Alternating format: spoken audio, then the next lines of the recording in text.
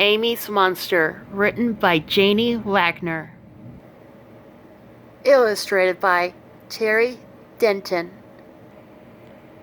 When the summer holidays got too long, Amy's mother said, "That's enough." And she packed Amy's case and sent her to stay with her cousins, Jocasta and Meredith. Jocasta and Meredith were very clever, fairy tale for their age, and never got into trouble. But when no one was looking, they did mean things with fingernails and rubber bands.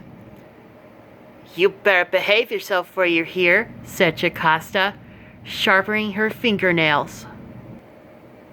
When Amy went to bed, the night the bed felt cold and strange. It was smooth where it should have been, lumpy, and there was a space where her cat should have been. "You better not cry," said Jocasta. "Why not?" said Amy. Because Jocasta said an enormous monster with ears and trumpets creeps through this house at night. If it hears you crying, it will come take you away. Amy kept very quiet and pulled the blankets over your head, said Meredith. "It's not hot," whispered Amy. Meredith said an enormous monster with eyes like bedpost creeps around this house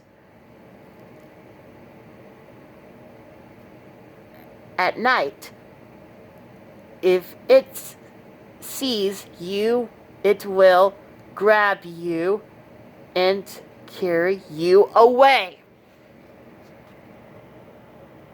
Amy pulled the blankets over her head and stayed as quiet as she could.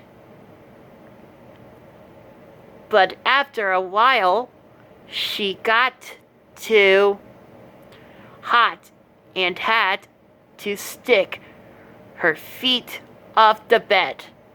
"Take care," said Jocasta, an enormous monster with claws and hockey sticks hides under your bed at night.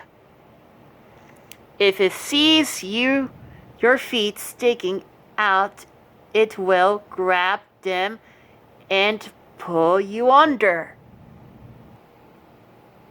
Amy lay very still and wondered what her mother was doing without her. And red typed on the window, and a mouse bumped about in the dark. Amy waited, but no monster came near. In the morning, while Jocasta and Meredith were whispering in the bathroom, Amy looked under the bed. The monster she found there did not eyes like bedposts. They were only as big as doorknobs. "You're only little," said Amy.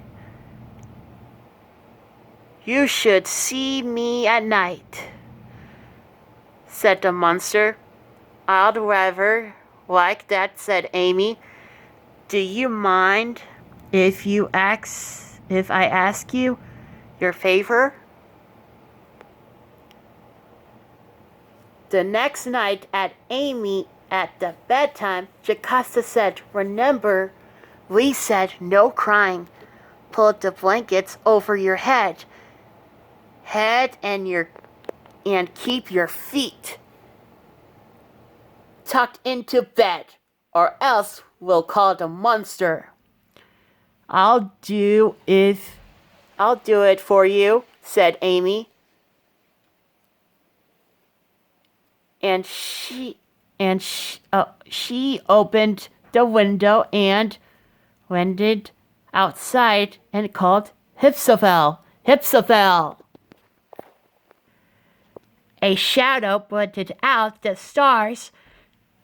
There was a ribboning and a beating of wings, and out of the murky night an enormous monster came, flipping with wings and bedposts